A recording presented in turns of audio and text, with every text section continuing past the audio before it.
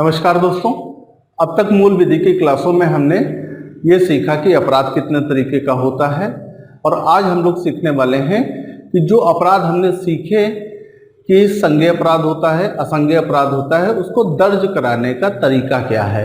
यानी कोई अपराध अगर घटित हो जाता है तो किस तरह से हम पुलिस थाने में उसे दर्ज करा सकते हैं। तो आइए इसी बात पर बात करते हैं आज। तो हमने अब तक क्या सीखा कि जो अपराध है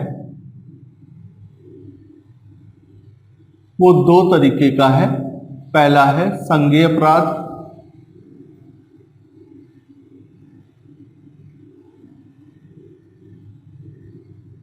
और दूसरा है असंज्ञेय अपराध।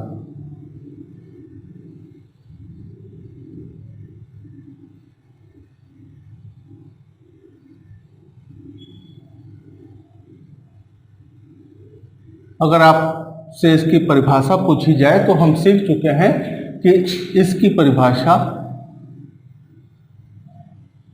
CRPC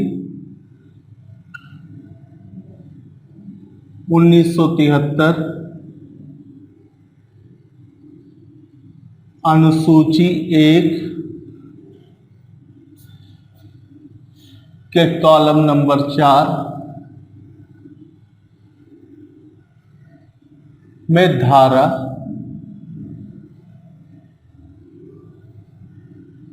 2C में इसकी परिभाषा दे रखी है।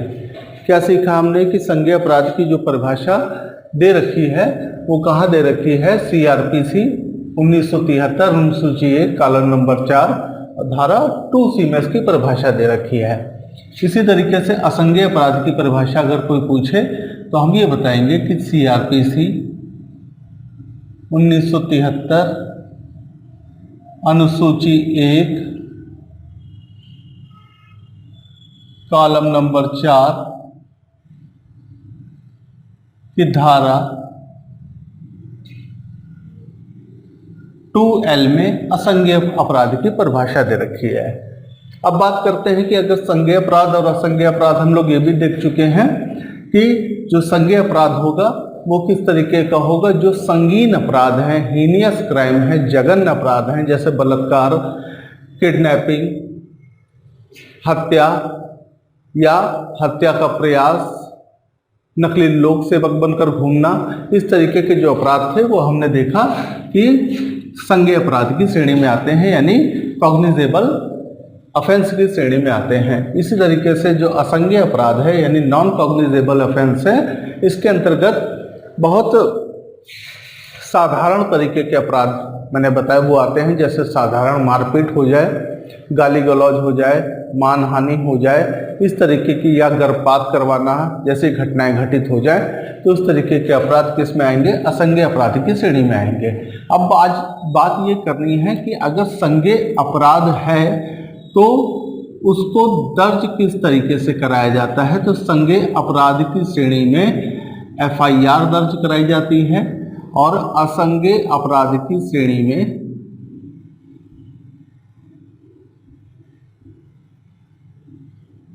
हम NCR दर्ज कराते हैं।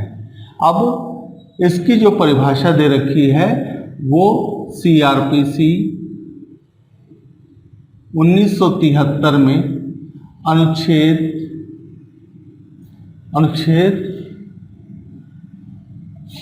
तो मैंने क्या बताया, संज्ञेय अपराध की जो परिभाषा दे रखी है कि उसे दर्ज कराने का जो तरीका है वो कहाँ दिया है? CRPC 1973 धारा 154 के तहत FIR दर्ज कराई जाती है और असंज्ञेय अपराध CRPC 1973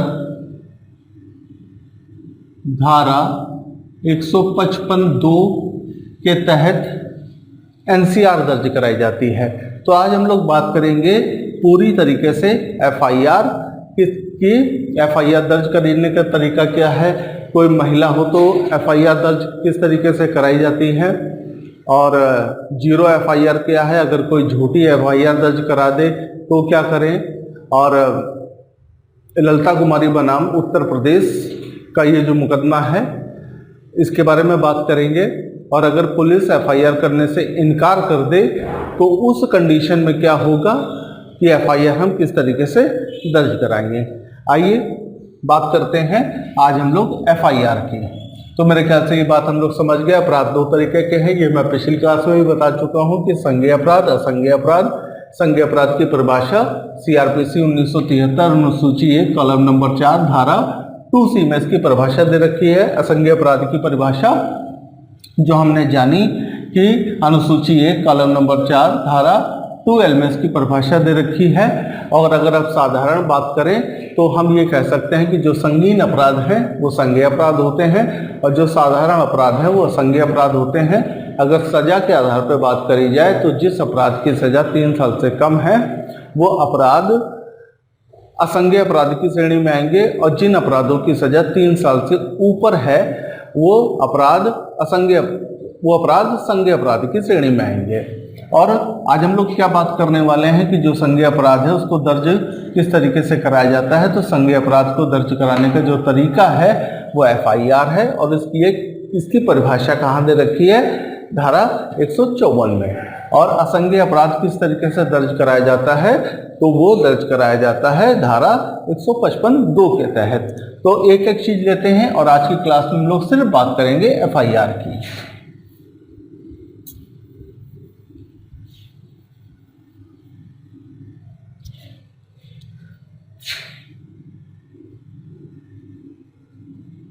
एफआईआर अगर इसका फुल फॉर्म देखें तो इसका मतलब है फर्स्ट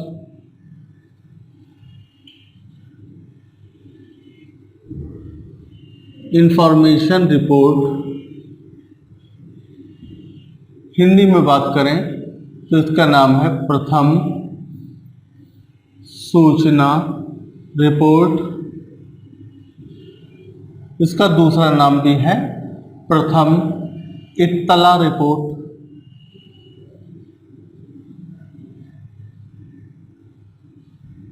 इसका एक नाम जो प्रचलित नाम है जिसका नाम है प्राथमिकी।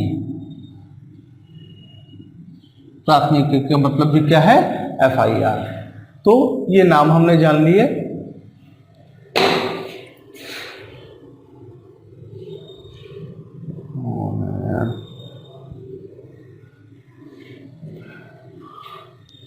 तो इतनी बात हम लोगों ने जान ली। अब हम लोग बात करते हैं कि जो धारा 154(a) ये कहती है कि अगर कोई व्यक्ति ऐसा प्रार्थना पत्र थाने में लेके आता है जिसमें संज्ञेय अपराध की घटनाएं हैं तो उस तरीके के जो प्रार्थना पत्र है उसको एफआईआर में अभिलिखित यानी लिखना जरूरी है। अगर सीआरपीसी आप उठाएंगे तो उसमें आपको साफ साफ एक डेफिनेशन दिखाई देगी under 154 there is a provision each and every information must be registered whether it is true और फॉल्स। तो ये इसका मतलब है कि चाहे संज्ञेय अपराध की घटना सच्ची हो या झूठी हो उसे दर्ज करना आवश्यक है। तो मैंने क्या बताया, 154(a) ये कहता है कि अगर कोई पीड़ित ऐसा प्रार्थना पत्र लेके आता है या पीड़ित ला सकता है या उससे संबंधित कोई व्यक्ति ला सकता है, यानी कोई भी व्यक्ति थाने में सूचना दे सकता है। ये सूचना मौखिक भी हो सकती है, लिखित भी हो सकती है, पीड़ित के द्वारा भी हो सकती है या पीड़ित के किसी पक्ष द्वारा भी हो सकती है। कुल मिलाकर किसी भी तरीके से सूचना संबंधित थाने तक पहुंच जाए। अब मैंने क्या बताया कि अगर संज्ञेय अपराध की घटना है तो उसे दर्ज करना जरूरी है, चाहे वो सच्ची हो चाहे वो झूठी हो। तो इसका मतलब है कि थाने के भार साधक अधिकारी को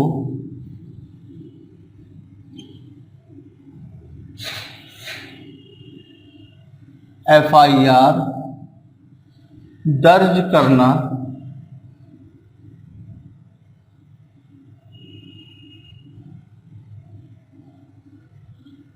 जरूरी है।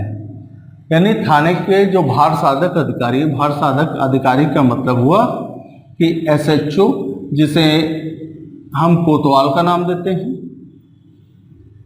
ये इंस्पेक्टर रैंक का होता है, यानी निरीक्षक रैंक का होता है, इसे हम क्या नाम देते हैं, कोतवाल नाम भी दे लेते हैं।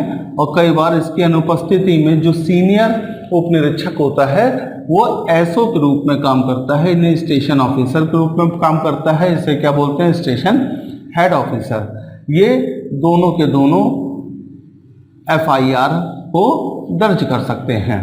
अब हम लोग बात करते हैं कि अगर कोई महिला संबंधित मामला है, यानी रेप का मामला है, छेड़खानी का मामला है, बलात्कार का मामला है, तो इस स्थिति में क्या होगा।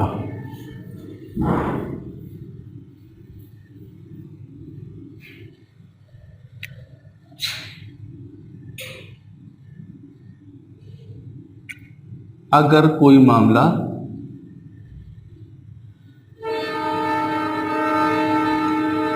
किसी महिला का है, यानी स्त्री का है, तो उस कंडीशन में क्या होगा। सबसे पहले यहाँ पे मैं चीज क्लियर कर दूं, यहाँ पे महिला का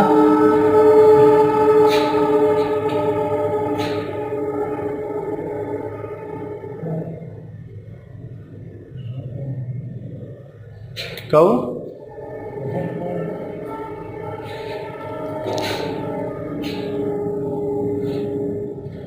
अब यहाँ पे अगर हम लोग बात करते हैं कि अगर मामला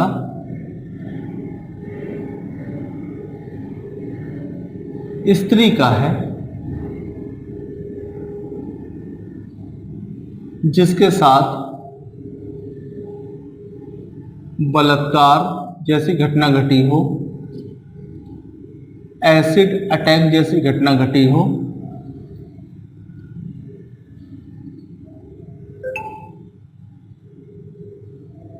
छेड़खानी संबंधी घटना घटी हो,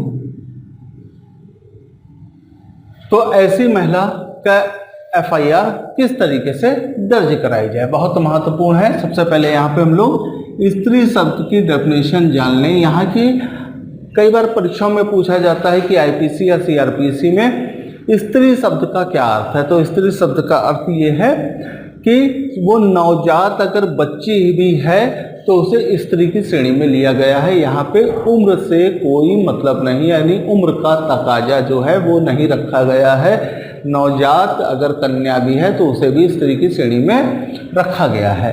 यहाँ पर बलात्कार, एसिड अटैक और छेड़खानी संबंधी जो घटना है, इस विषय में क्या करा जाए। सबसे पहले कुछ पॉइंटों को याद रखना है कि अगर पीड़ित महिला स्वयं थाने में पहुंचती है, मैंने क्या बताया, पीड़ित महिला अगर स्वयं थाने में पहुंचेगी तो सबसे पहली बात है कि पीड़ित जो महिला की एफआईआर है वो पुलिस महिला अधिकारी द्वारा ही दर्ज की जाएगी। पुलिस महिला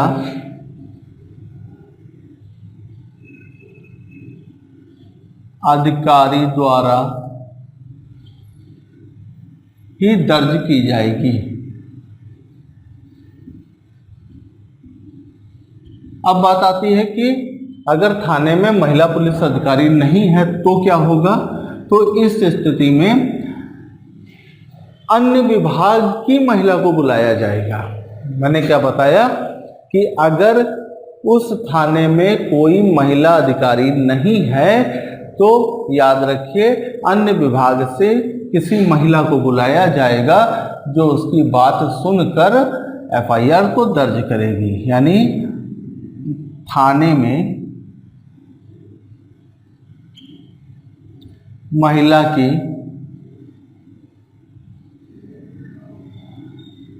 महिला अधिकारी के अनुपस्थिति में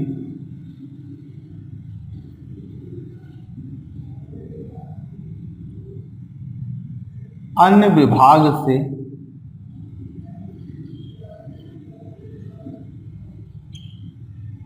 महिला कर्मचारी को बुलाया जाएगा।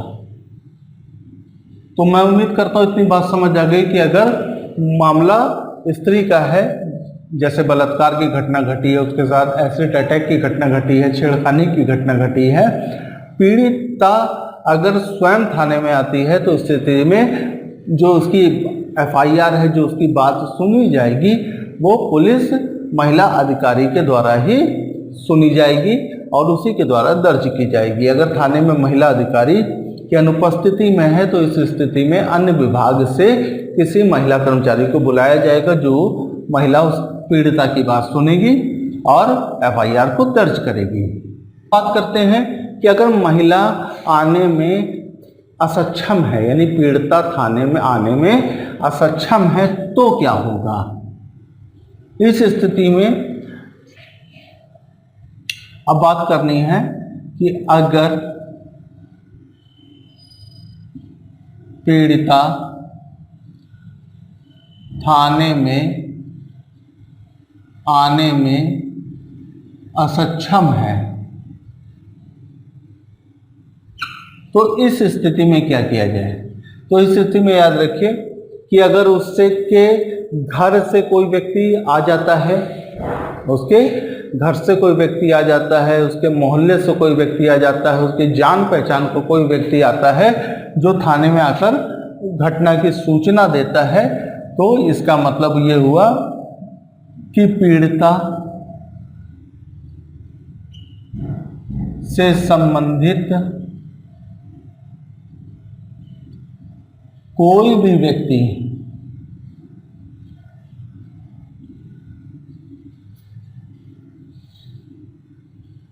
थाने में सूचना दे सकता है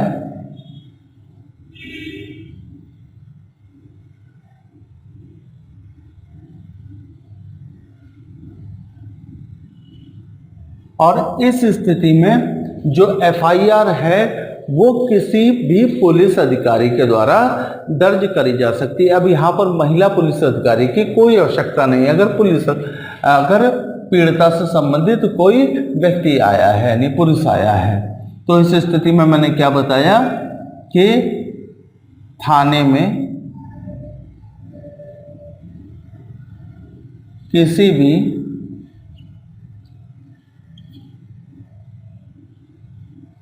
पुरुष पुलिस अधिकारी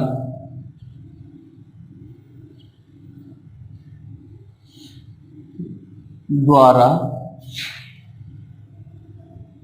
एफआईआर दर्ज की जाएगी।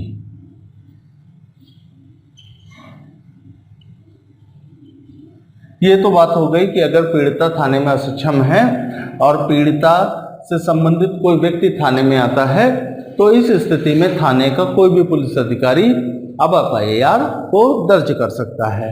अब बात करनी है कि अगर पीड़िता से संबंधित कोई व्यक्ति नहीं है, अब इस स्थिति में क्या होगा। तो इस स्थिति में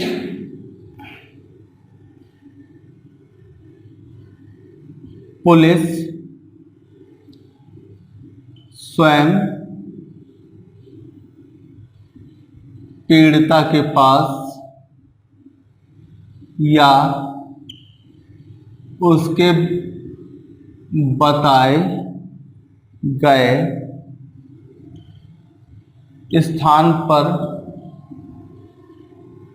जाकर एफआईआर दर्ज करेगी।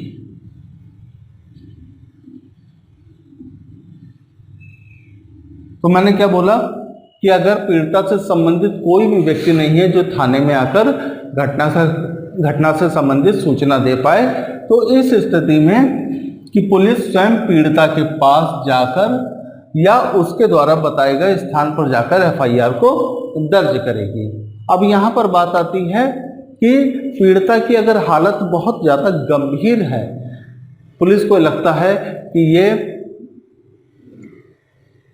अब बात करते हैं कि अगर पीड़िता बलात्कार से पीड़ित है या एसिड अटैक से पीड़ित है या छेड़खानी संबंधी घटना है या जो भी है, तो इस स्थिति में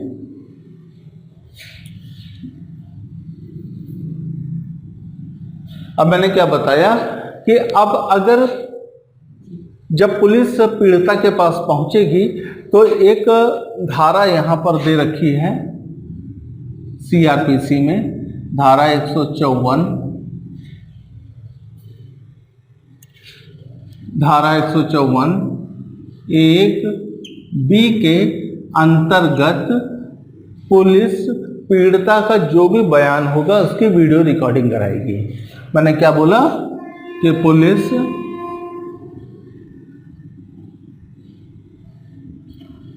पीड़िता के बयानों की वीडियो रिकॉर्डिंग कराएगी।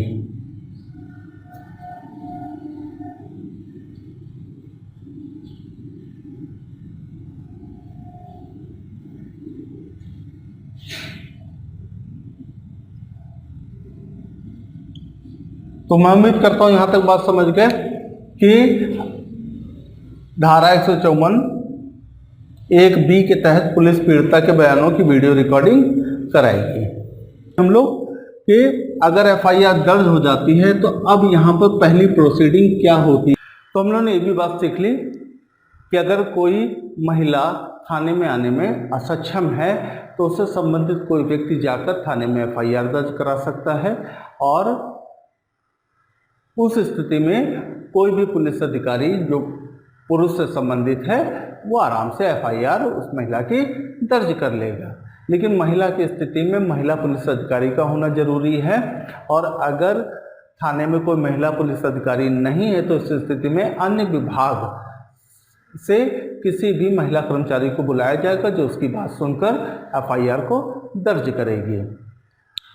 और अगर महिला थाने में आने में सक्षम है और कोई ऐसा व्यक्ति नहीं है संबंधित व्यक्ति जो थाने में आकर सूचना दे पाए तो इस स्थिति में पुलिस का काम है कि वो महिला तक पहुंचे जहां पर महिला है, पीड़िता है, और या उसके बताए गए स्थान पर पहुंचे और वहां पर उसकी एफआईआर को दर्ज करे। और साथ में मैंने ये भी बताया कि धारा 154 एक बी के तहत उसके बयानों की वीडियो रिकॉर्डिंग भी कराई जाए। अब बात करते हैं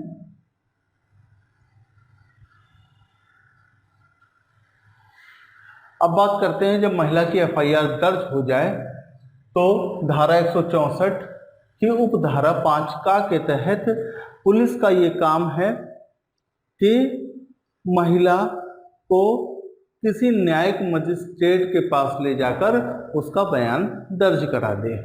मैंने क्या बताया आपको कि धारा 164 की उपधारा 5 का क्या मैंने क्या बोला आपको कि धारा।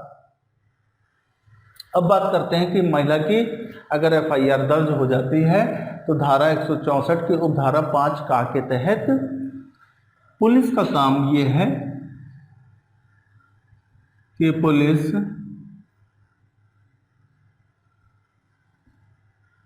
महिला का मतलब यहाँ पर पीड़िता है दोस्तों, पीड़िता को न्यायिक मजिस्ट्रेट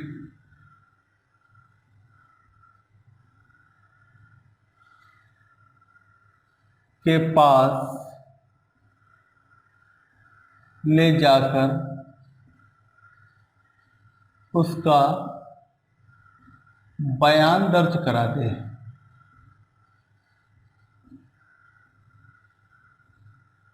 ये तो बात हो गई एफआईआर की कंडीशन हमने सीख ली।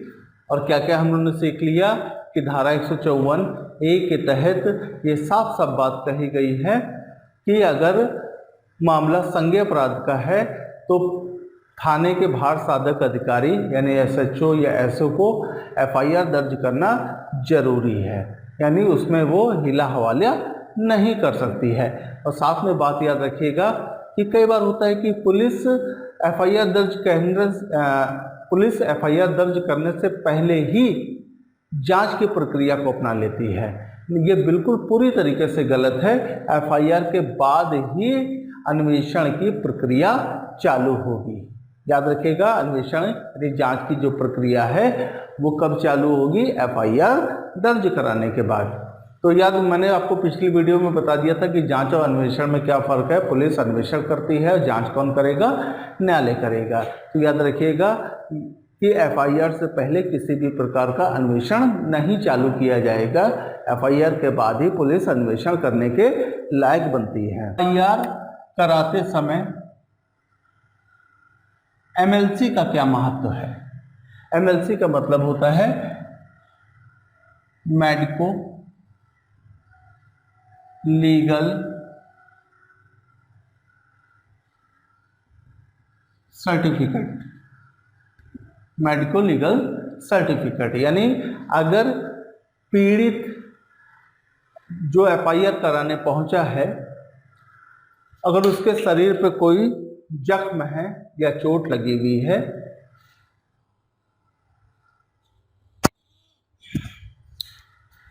अब बात करते हैं हम लोग एमएलसी की, यानी मेडिको लीगल सर्टिफिकेट क्या होता है। ये एक महत्वपूर्ण दस्तावेज है जो किसी मुकदमे,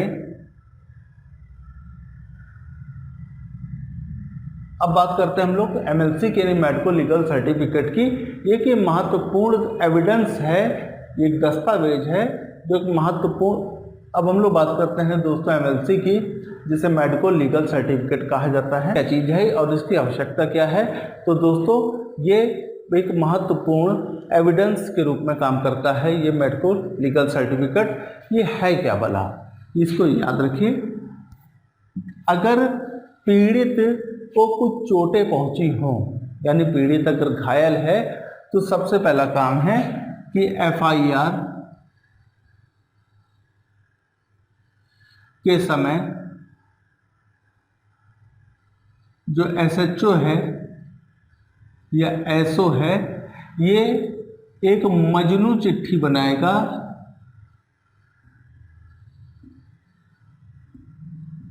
क्या बनाएगा दोस्तों? मजनू चिट्ठी। इसे मजनू चिट्ठी का नाम दिया जाता है।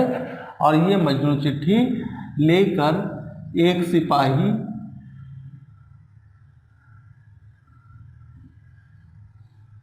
तथा पीड़ित दोनों कहाँ जाएंगे? किसी सरकारी अस्पताल में। कहाँ जाएंगे दोस्तों ये लोग? सरकारी अस्पताल में।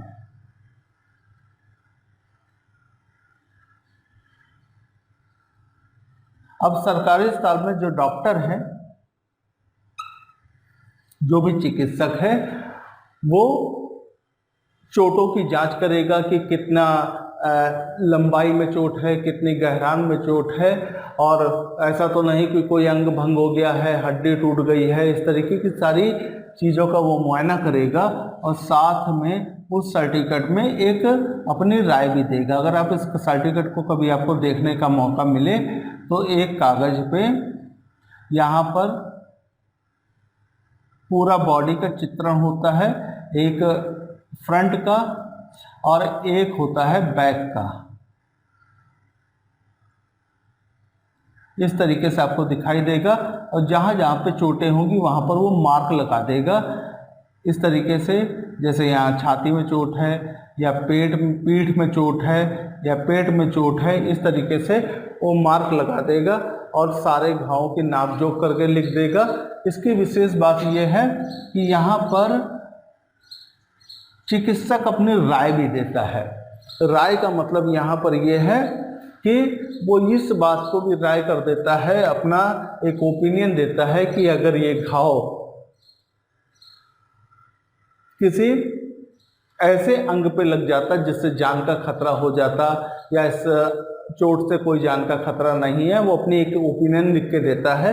ये ओपिनियन बहुत महत्वपूर्ण है क्योंकि एफआईआर में धाराएं जो घटती हैं, बढ़ती हैं, साधारण हो जाती हैं या संगीन हो जाती हैं, वो इस मेडिको लीगल सर्टिफिकेट पे बहुत महत्वपूर्ण स्थान रखती हैं। यानी अगर मेडिको सर्टिफिकेट की जो राय है वो अगर डॉक्टर के द्वारा इस तरीके से दे दी गई है कि पीड़ित को जान का खतरा हो सकता था। आइए कि इसे एग्जाम्पल के तहत समझ लिया जाए कि राय का क्या महत्व है। जैसे मैंने बताया कि एक धारा आईपीसी में दे रखी है 323, ये है साधारण मारपीट की धारा। ये क्या है? इसके अंतर्गत साधारण मारपीट की बात करी जाती है कि साधारण मारपीट है।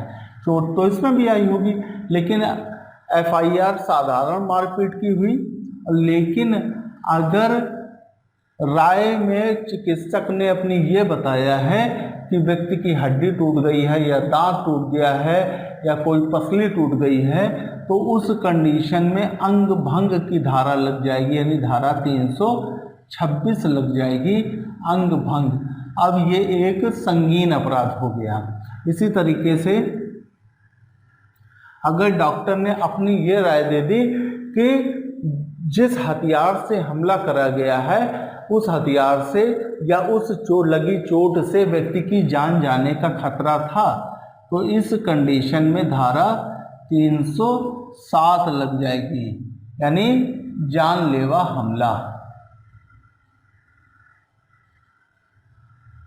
तो बात यहाँ पे आपको समझ आ गई कि जो पीड़ित था वो तो ये समझ रहा था कि साधारण मारपीट हुई है और 323 की बात पे एफआईआर दर्ज हो गई, लेकिन जब उसको मालूम चला कि हड्डी टूट गई है या अंग भंग हो गया है कोई, तो उस कंडीशन में धारा 326 लग जाएगी। और अगर जान का खतरा वाली बात बताई गई तो धारा 307 लग जाएगी। तो क्या समझे आप कि मेडिको लीगल सर्टिफिकेट यानी इसमें जो डॉक्टर की राय है उसके आधार पे एफआईआर में धाराएं घट भी जाती हैं और बढ़ भी जाती हैं।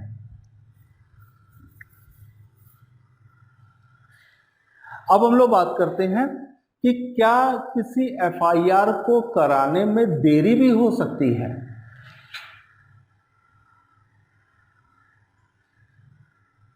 एफआईआर में क्या देरी हो सकती है? तो बिल्कुल किसी भी एफआईआर को कराने में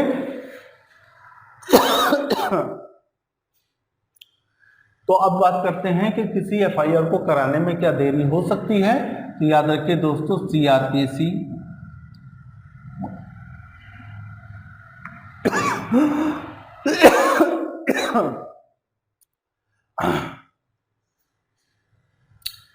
सीआरपीसी 1973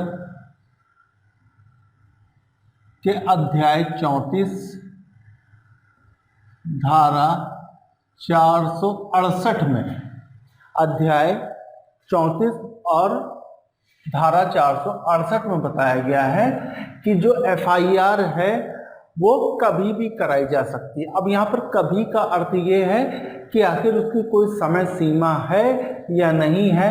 अभी आपने एक एग्जाम्पल देखा, एक घटना देखी कि फिल्म एक्ट्रेस तनुश्री दत्ता ने नाना पाटेकर के विरुद्ध 10 साल के बाद एक एफआईआर दर्ज कराई और उसका उसने कारण बताया कि इतने साल तक वो डिप्रेशन में थी और वो एफआईआर दर्ज हो गई। तो यहाँ पर इसका मतलब ये हुआ कि एफआईआर कभी भी दर्ज कराई जा सकती है, लेकिन उसकी कोई समय सीमा जरूर होगी। तो देख लेते हैं उसकी समय सीमा। अगर घटना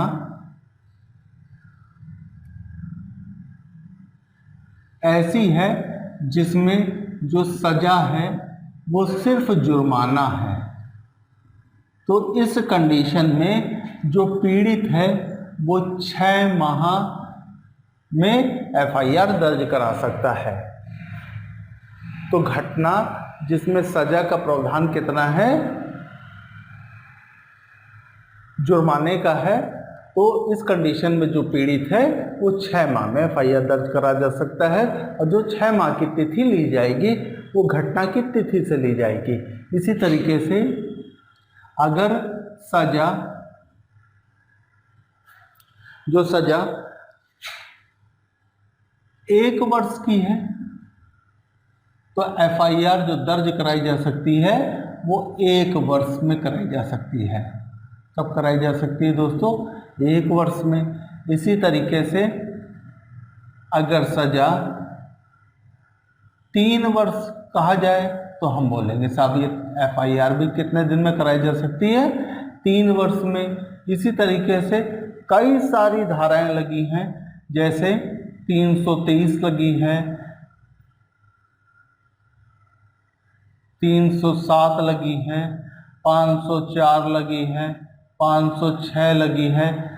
अब एफआईआर में इस तरीके की अगर धाराएं दर्ज की हैं तो इसका मतलब मैंने क्या समझ आया, अगर एफआईआर में एक से ज़्यादा धाराएं हैं तो याद रखिए हम उस धारा को लेंगे जिसकी मैक्सिमम सजा है, और मैक्सिमम में हमको मैक्सिमम टाइम ड्यूरेशन मिल जाता है। जैसे मान लिया कि 307 में आजीवन कारावास का प्रावधान है या मिनिमम 10 साल की सजा है, तो यहाँ पर जो 10 वर्ष सजा का कार्यकाल है, यहाँ पर हमको समय भी कितना मिल जाएगा, 10 वर्ष।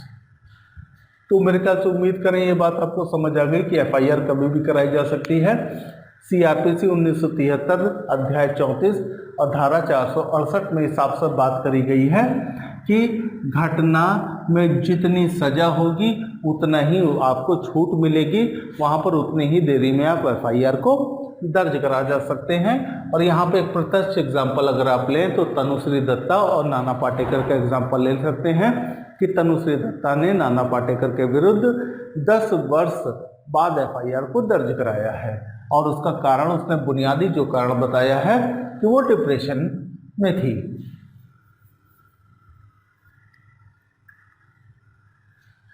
अब बात करते हैं दोस्तों हम लोग जीरो एफआईआर की। अब ये जीरो एफआईआर क्या होती है?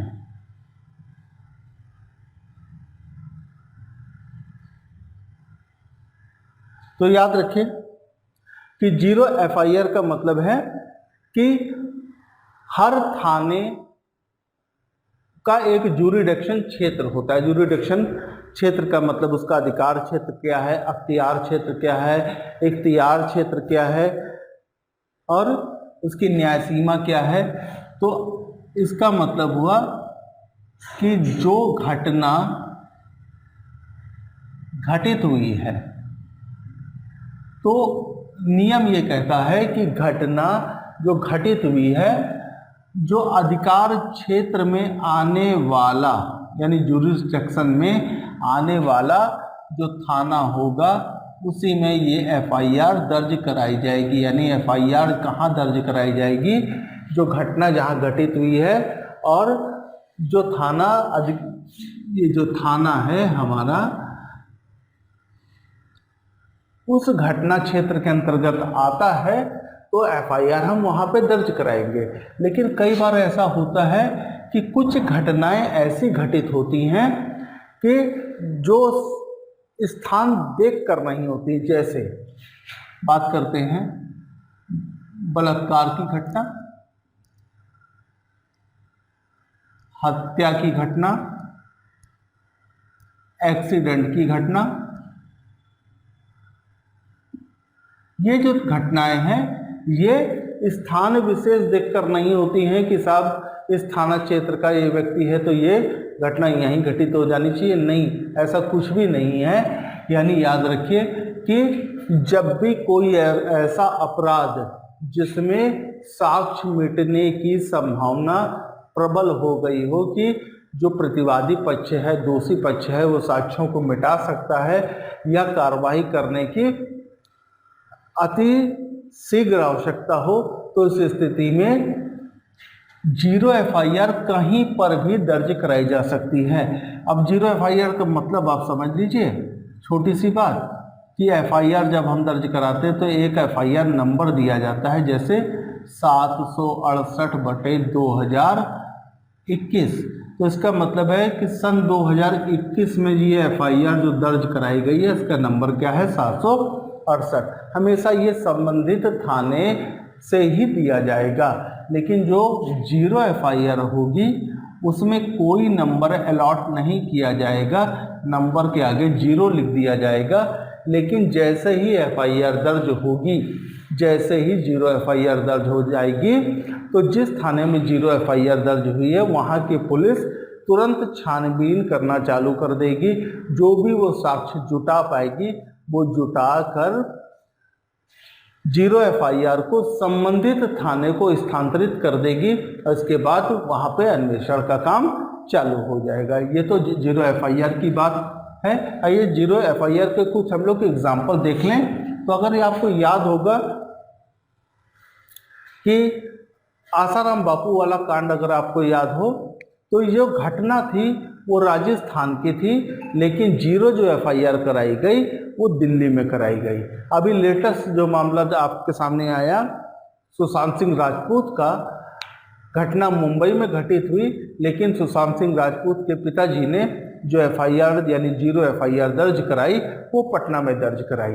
तो मैं उम्मीद करता हूं कि आपको 0 FIR भी समझ आ गई होगी और 0 FIR भी पुलिस करने से नकार नहीं सकती है कि आपको इस बात पे टहला नहीं सकती है पुलिस की अब थाने पहुंचे, उसने कहा हमारे अधिकार क्षेत्र का मामला नहीं है, संबंधित थाने में जाके FIR दर्ज कराइए। तो वहां पर आप जाके ये कह सकते हैं कि मुझको 0 FIR दर्ज करानी है, अब 0 FIR दर्ज करिए।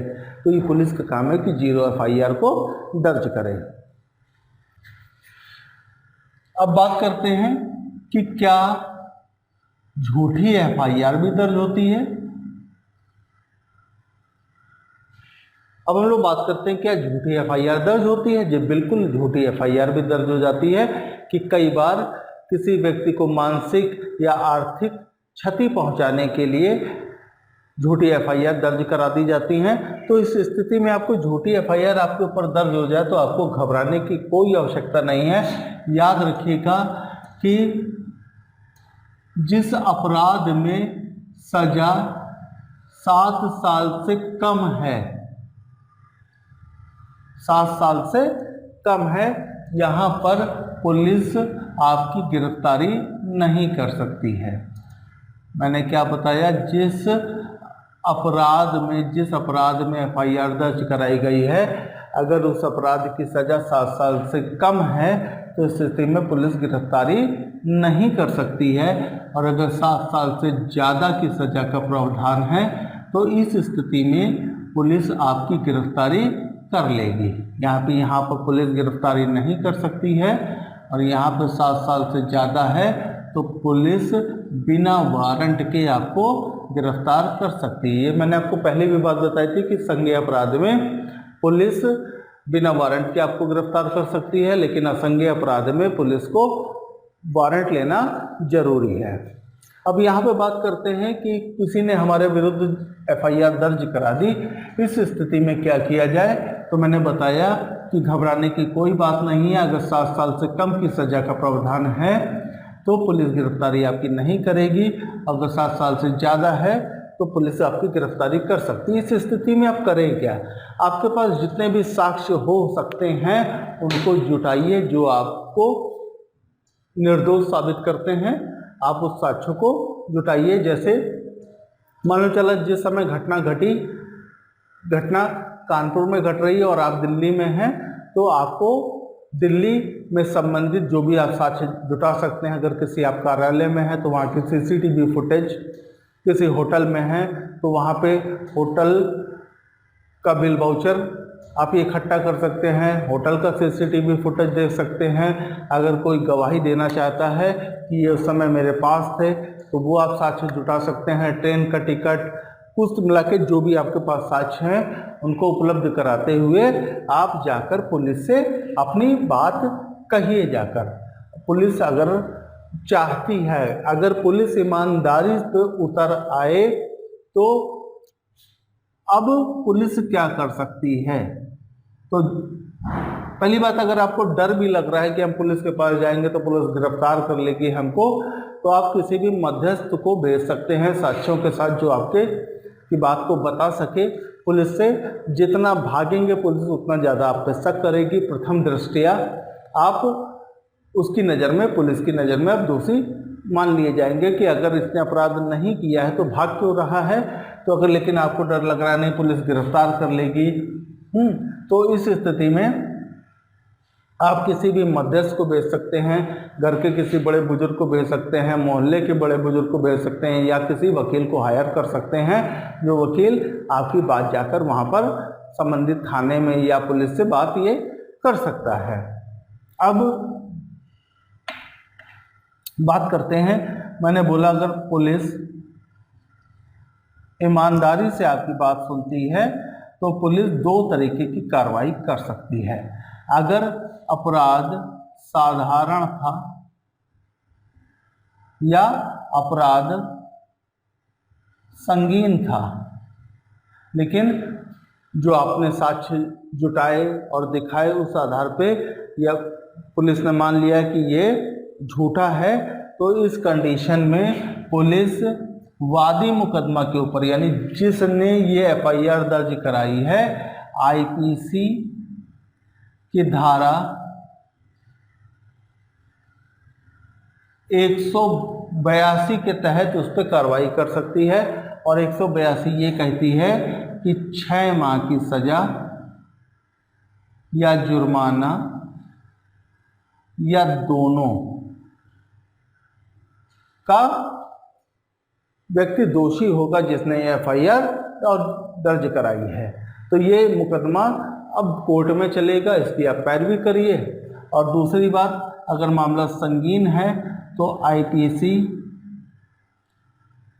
की धारा 211 आईपीसी की धारा 211 की कार्यवाही पुलिस करेगी वादी मुकदमा के ऊपर। और इसमें जो प्रावधान है वो प्रावधान क्या है दोस्तों? सजा 2 वर्ष या जुर्माना या दोनों। तो उम्मीद करता हूँ आपको ये बात समझ आ गई। ये तो बात है कि अगर कोई एफआईआर झूठी कोई आपके ऊपर लिखा देता है द्वेषवश, अगर ये एफआईआर जो लिखाई गई है आपके विरुद्ध अगर साधारण भी हो सकती है या संगीन अपराध में भी हो सकती है, अगर सजा, तो हमने क्या सीखा कि जो अगर झूठी एफआईआर है और पुलिस जिनमें सजा का प्रावधान 7 साल से कम है, यानी 7 साल से कम वाले में पुलिस आपको गिरफ्तारी नहीं कर सकती है। जिसमें सजा का प्रावधान 7 साल से ज़्यादा है तो वहाँ पर पुलिस आपकी गिरफ्तारी बिना वारंट कर सकती है। इस स्थिति में आपको घबराने की आवश्यकता नहीं है। आप पुलिस के पास अपना कोई भी मध्यस्थ भेज सकते हैं। मध्यस्थ वकील हो सकता है, घर का कोई व्यक्ति हो सकता है, मोहल्ले का कोई व्यक्ति हो सकता है। सभी साक्ष्यों के साथ आप पुलिस के पास भेजिए उस व्यक्ति को। पुलिस आपकी बात सुनेगी और इसके बाद अगर उसको लगता है कि आपने इस घटना को अंजाम नहीं दिया है और ये एफआईआर झूठी है, तो पुलिस वादी मुकदमा के ऊपर, वादी मुकदमा मैंने बताया कि जिसने आपके ऊपर ये एफआईआर दर्ज कराई है, जिसने आपके ऊपर ये एफआईआर दर्ज कराई है, अगर जो धाराएं लगी थी आपके विरुद्ध अगर साधारण प्रकृति की थी, तो इस स्थिति में पुलिस वादी मुकदमा के ऊपर 182 की कार्रवाई कर सकती है। यानी आईपीसी में जो धारा दे रखी है 182 उसकी कार्रवाई कर सकती है। इसमें 6 माह की सजा, जुर्माना या दोनों का प्रावधान है। और अगर अपराध जो आपके ऊपर लिखाया गया, जो एफआईआर लिखाई गई है, अगर वो संगीन प्रकृति की धाराओं का था, तो उस स्थिति में जो पुलिस है वो वादी मुकदमा के ऊपर धारा 211 की कार्यवाही करते हुए न्यायालय में प्रेषित कर देगी। और इसमें 2 वर्ष की सजा का प्रावधान, जुर्माना या दोनों है। ये दोनों मुकदमे ही न्यायालय में चलेंगे, यानी 211 और 182 की कार्रवाई वाले दोनों मुकदमे न्यायालय में चलेंगे। बस आपका काम है वहाँ पर पैरवी करना। अब मान लेते हैं कि पुलिस आपकी सुन ही नहीं रही है, पुलिस आपके साक्ष्यों को देखना नहीं चाहती है,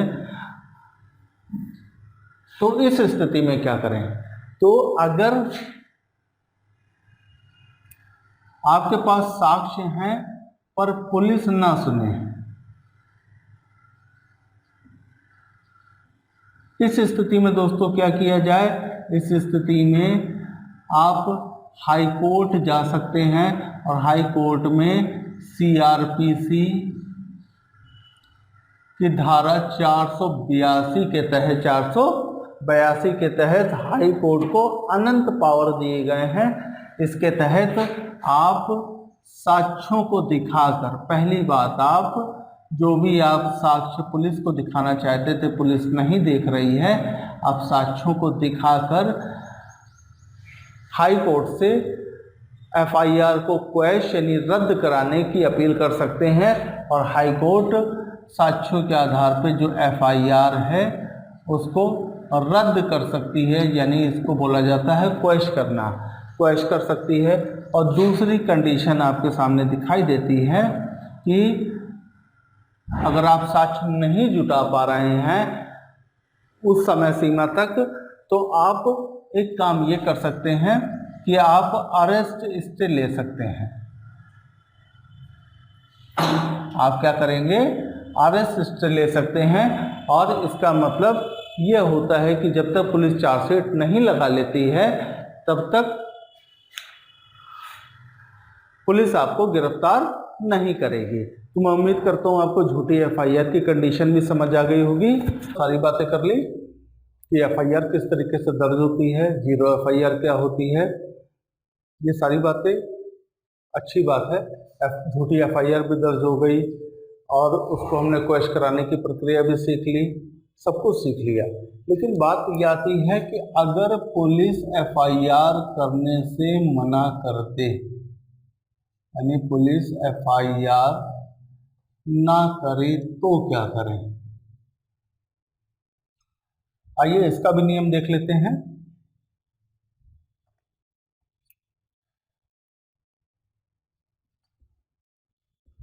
सीआरपीसी में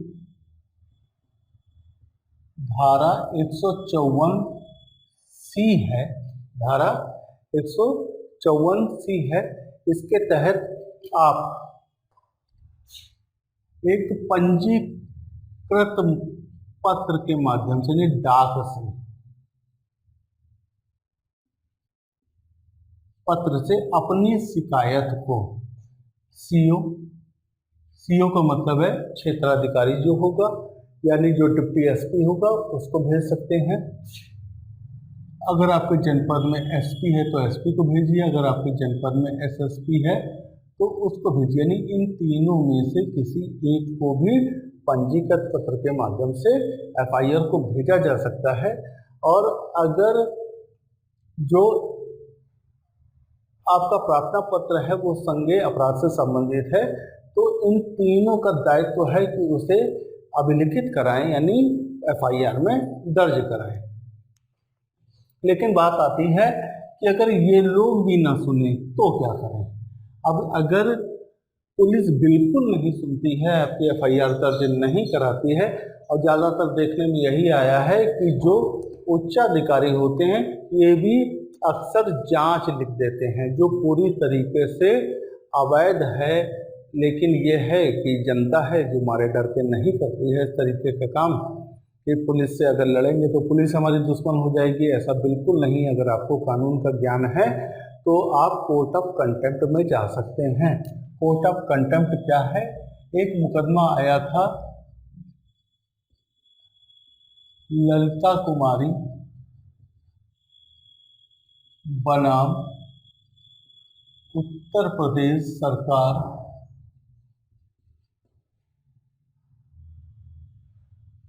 जो रिट पिटीशन संख्या थी 68/2008। ये इस मुकदमे में साफ साफ ये बात कही गई, इस मुकदमे में साफ साफ ये बात कही गई और इसका जो सुप्रीम कोर्ट ने ऑर्डर दिया है वो दिया है सुप्रीम कोर्ट ने 12 नवंबर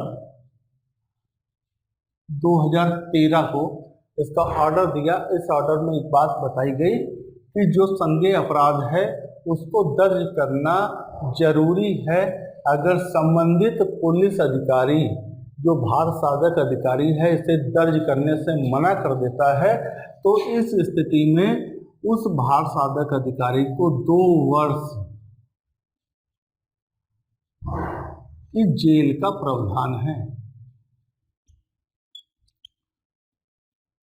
तो अगर आपके अंदर हिम्मत है, अगर आप जलालत वाली जिंदगी नहीं जीना चाहते हैं तो बेहतर है कि आप कोर्ट ऑफ कंटेम्प्ट में जाकर उस भार साधक अधिकारी के विरुद्ध मुकदमा दायर कर सकते हैं और मुकदमे का आधार आप ललिता कुमारी बनाम उत्तर प्रदेश सरकार 68/2008 को ले सकते हैं। अब लेकिन बात आती है कि क्या पुलिस हर मामले में जांच कर सकती है? बिल्कुल नहीं कर सकती है।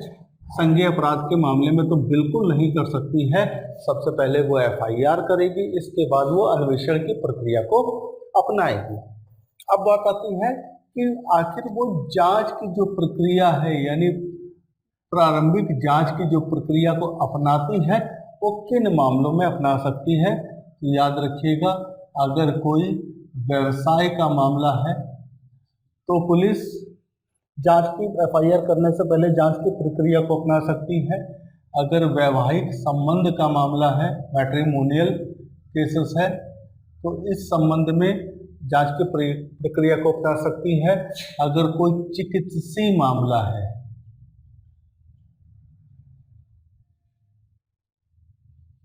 मतलब कोई आरोप लगा रहा है कि हमारे मरीज को डॉक्टर ने मार दिया है, तो FIR दर्ज करने से पहले इन तीनों में जांच की प्रक्रिया को अपनाया जा सकता है।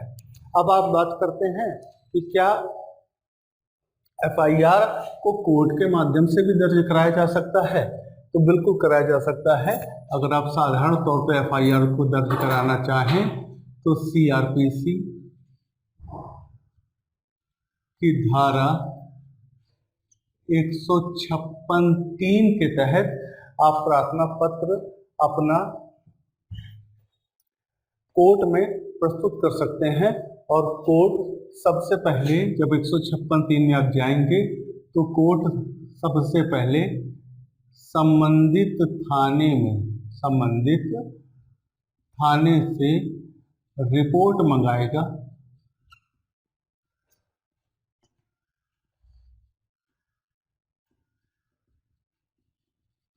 यानी कोर्ट सबसे पहले 156(3) के तहत संबंधित थाने से रिपोर्ट मंगाएगी और रिपोर्ट आने के बाद जो भी आपका वकील होगा उससे एक बहस होगी।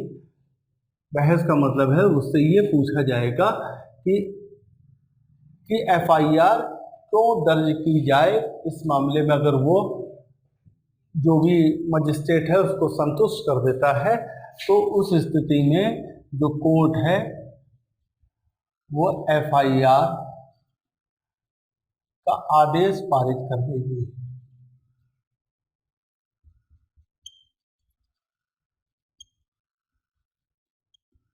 FIR का आदेश पारित कर देगी। अब बात आती है कि अगर कोर्ट FIR का आदेश पारित ना करे तो क्या आपका मामला खत्म हो गया? नहीं, आपका मामला खत्म नहीं हो गया। इसके तहत आपकी जो भी प्रक्रिया थी, अब बात आती है कोर्ट एक दूसरी प्रक्रिया को भी अपना सकती है जिसे कहा जाता है परिवाद। यानी कोर्ट आपके मामले को परिवाद में बदल सकती है। और परिवाद में होता क्या है, सबसे पहले धारा 200 में वादी के बयान दर्ज होंगे।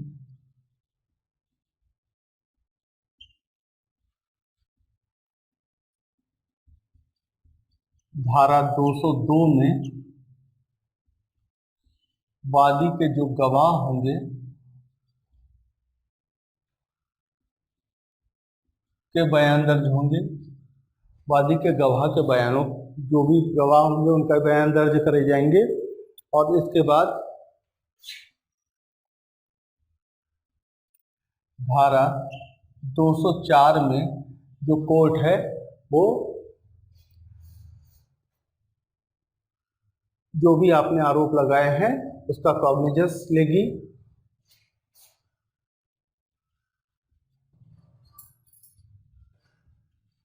और इसके बाद प्रतिवादी को सम्मन या वारंट के माध्यम से कोर्ट में बुलाया जाएगा। यहाँ पर जो भी सम्मन या को वारंट जब जाएगा तो प्रतिवादी को अपनी जमानत करानी पड़ेगी और इसके बाद जो भी आपका मुकदमा है वो उसका ट्रायल चालू हो जाएगा। तो ये तो थी प्रक्रिया। आज हम लोगों ने एफआईआर की सारी प्रक्रिया सीख ली। दोस्तों, अगर मुझसे कुछ अगर रह गया है, छूट गया है, तो आप कमेंट बॉक्स में प्रश्न जरूर करें। मैं उसके अगले वीडियो में उसका हल आपको दे दूंगा। अगर मुझे लगता है कि कमेंट बॉक्स में इसका उत्तर दिया जा सकता है आसानी से, तो मैं उसका कमेंट बॉक्स में उत्तर दूंगा, नहीं अगले वीडियो में उसका पूरी तरीके से निस्तारण कर दूंगा। तब तक के लिए नमस्कार। और अगले वीडियो में हम लोग बात करेंगे कि असंज्ञेय अपराध के मामले में एनसीआर किस तरीके से दर्ज हो जाती है, पुलिस की क्या प्रक्रिया है और कोर्ट की क्या प्रक्रिया है।